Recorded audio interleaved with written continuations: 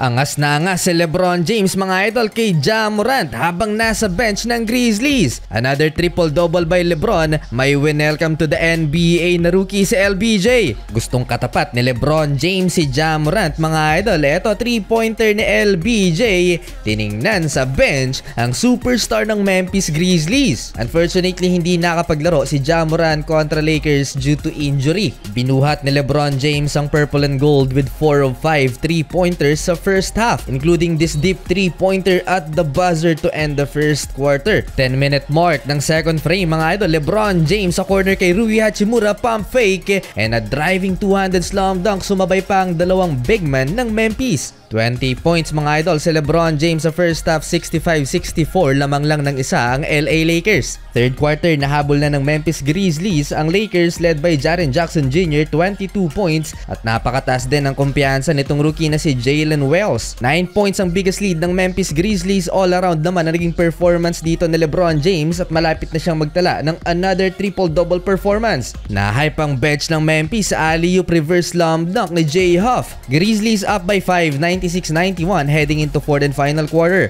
Fourth quarter, Dalton Knecht sinimulan ng opensa ng LA Lakers at nag-run mga idol ang home team hanggang sa nakalamang na sila ulit sa Memphis. Momentum changer yung 3-pointer ni D'Lo at nasundan pa ng contested layup ni LeBron. Habang nasa bench, napatayo na si Ja Morant dahil intense ang laban dito sa fourth quarter. Under 9-minute, Memphis take back the lead 102-101. Pero itong si LeBron James tinuruan ng leksyon ng rookie na si Jalen Wells. Basket and one, sabay stare down mga idol. Umaray ang rookie ng Grizzlies. Para i-celebrate ng kanyang panibagong triple-double performance, nakikipag-appear si LeBron James kay Bronny. Down the stretch, hawak na ulit ng LA Lakers ang momentum. Another dunk for LeBron James. Iwan ang 7-footer na si Zach Edey mga idol.